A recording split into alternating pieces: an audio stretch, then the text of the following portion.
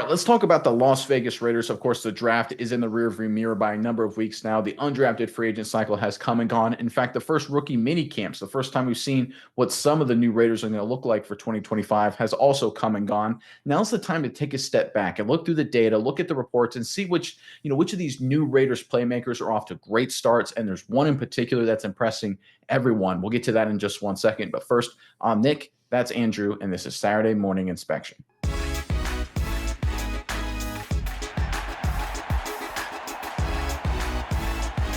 All right, the Las Vegas Raiders throughout the entire offseason early and often made big move after big move after big move, and we've covered it every step of the way. The draft was no different, of course. Early, middle, and late, they crushed it with some steals, some high-value deals, and not screwing up the top of the first round. Great job by the Raiders front office there with how they've handled all of this.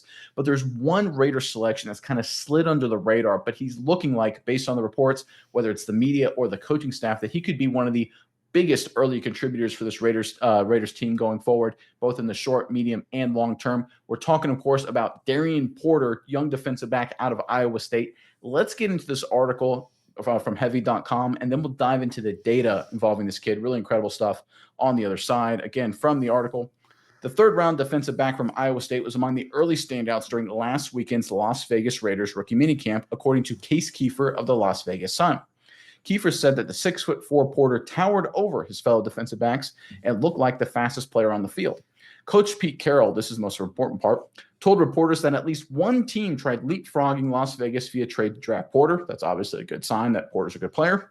Carroll, who was hired in January, sees similarities between Porter and another far more accomplished cornerback he's coached. Richard Sherman was a wide receiver at Stanford until Harbaugh kicked him over to the other side of the ball, and he had 1 year playing corner, Carroll said. There's a lot of similarities in the makeup of these two kids. Richard's history is pretty bright, so I have really high expectations for how this works out with Darian. He kind of fits the mold. Obviously, that is incredibly high praise comparing a rookie to Richard Sherman, one of the all-time great corners, at least one of the great ones in recent memory, playing corner for Pete Carroll as part of the Seattle Seahawks Legion of Boom defense. In terms of size, dimensional performance, Richard Sherman, tall, long, strong, great athlete. Darian Porter falls that same mold. But here's the thing about Darian Porter that people forget. He was an incredibly gifted and talented player specifically when it came to his coverage grade at the collegiate level. And if you look at what the Raiders have done this entire offseason, whether it's through the free agency phase or through the draft, they've looked at the coverage grade, the coverage part of their defense, which was the worst in the NFL last year. According to PFF, there was no team worse than the Raiders in terms of covering the opposing team's receivers, tight ends, and running backs. They were the worst in the NFL by far. And the Raiders this offseason have done a great job addressing it. And Darian Porter is the final piece of that puzzle here and maybe the most significant. Let's go into this chart here to kind of explain what I'm talking about. So what you see in blue in these three segments here are the 2024 key Raiders defensive backs. We're talking about Jones, Moehrig, and Hobbs, and they've, of course, all moved on.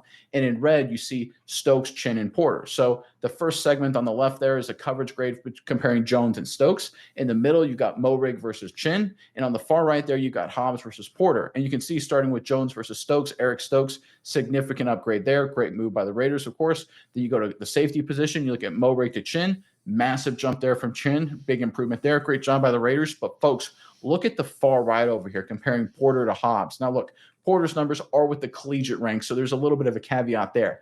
But that is a massive delta. That's a massive boost. Even if Porter kind of has if that number regresses a little bit as he gets acclimated to the NFL, that's still a significant improvement.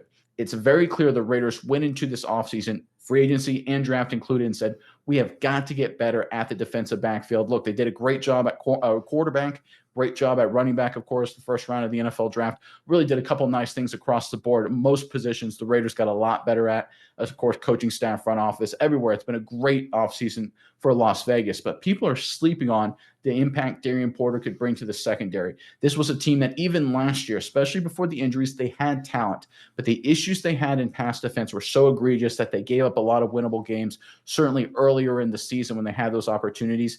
Darian Porter, compared with these other two additions, I think will slide in right away and have a massive impact. And if you listen to the media reports and you listen to Pete Carroll, the Raiders believe they have something special in this kid from Iowa State. All right, Miles, I'm curious what your thoughts are on this. But first, Raiders fans, Raider Nation, in the comment section below, as I'm sure a lot of you are aware, the official schedule release happened. It's a big hoopla, social media thing, all that stuff. Now that you know when the Raiders are playing all their opponents, what's the one matchup you're looking forward to more than any other, right? Is it week one? Is it, a big primetime game? Whatever it is, give us the one Raiders matchup you're looking forward to more than any other and put it in the comment section below. But Mize, over to you now. What are your thoughts when it comes to the Raiders and Porter?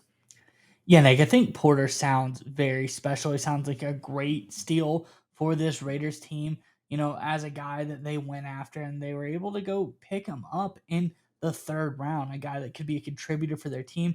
I like the comps between him and Richard Sherman because if you look at the measurables, very similar. Sherman was about like 6'3, 195, Porter being 6'4, 200. A lot to like there. And I think there's a lot of really good stuff.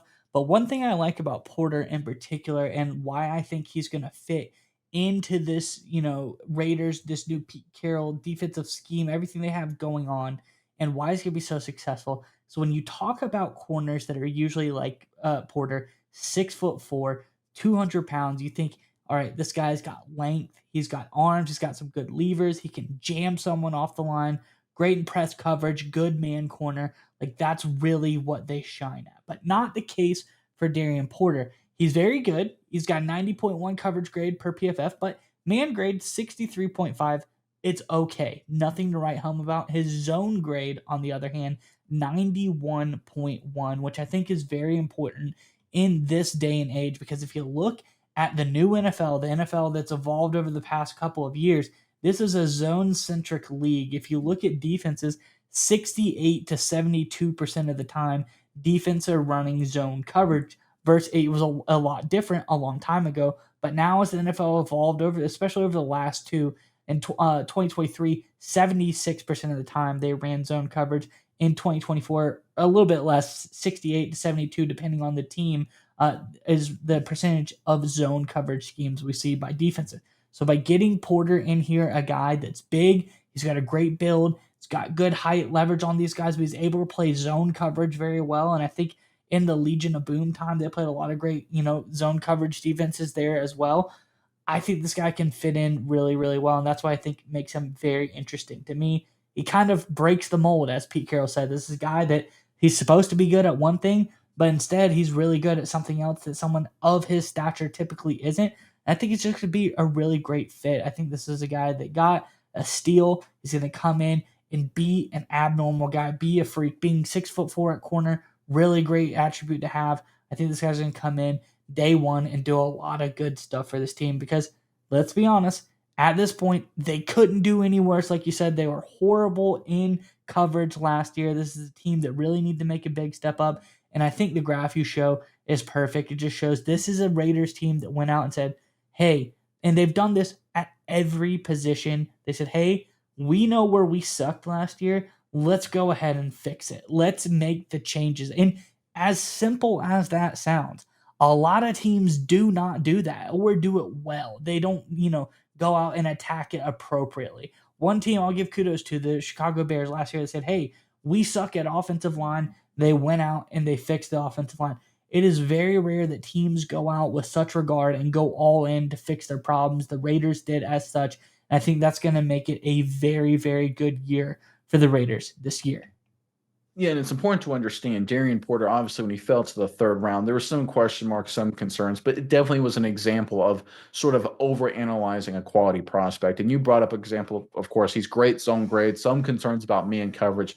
But remember, the game in college is so different, right? The hash marks are wider, and it's stylistically, corners are much more on an island. They've got a lot more grass to cover. So when they are in those man-on-man situations on the Y side of the field, basically it's like off coverage. You're giving up like an 8-yard completion every single time just because there's so much grass to cover. You can't afford missing a tackle. It's not like the NFL where the hashes are narrower, the field is more balanced. If there's the wide side in college is really hard to defend as a man corner, and because of that, teams stylistically adjust their coverages, give up more completions, more yards, but just avoid the big play. Right? This is how the game is played, and that's why you can see some funky discrepancies when it comes to the stats. But speaking of the stats, Darian Porter just didn't have a good year for a third-round pick. He had a good year in terms of his coverage performance compared to the absolute very best. In fact, let's pull up a screenshot here. Again, this is courtesy of the great folks over at PFF, and this is the top coverage grades from last season in the world of NCAA Division I football. And you'll notice number 3 right there is Travis Hunter. Of course, he was a top 5 selection, Heisman Trophy winner,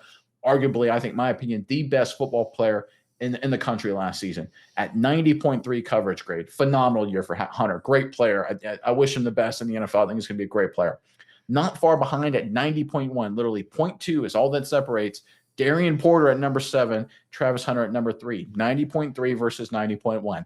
That's the kind of production, that's the kind of film, that's the kind of data when it came to evaluating his performance Darian Porter put up last year at the collegiate ranks. Very similar to Travis Hunter. Now, we're not saying is he as good as Travis Hunter in terms of his other attributes as a prospect? No, that's why he fell to the 3rd round. But if you just look at what he did on the football field, he was nearly as good as maybe the best football player in the entire country, and of course, a top 5 draft pick. And now you look at his measurables, you look at the fit. Pete Carroll knows how to use them. Obviously, the Sherman comps.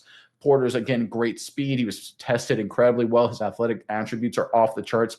There is no reason to think he won't slide in day one and be a critical contributor to this Raiders defense. And look, there's a lot of guys. For example, we talked about Grant, the offensive tackle. We thought he was a steal. You get into the later rounds, there's a lot of very interesting moves the Raiders made. Of course, they crushed it when it came to the 1st round, 2nd round pick wide receivers. A lot of talent there. Raiders did a great job across the board. But honestly, now that I've listened to the reports and I've listened to the coaches and you listen to the media and really dive into the data, there may not be a better value move the Raiders have made this entire offseason than drafting Darian Porter in the 3rd round. That's how good he probably will be. That's how good he is today. And that's how good he can be for this Raiders defense.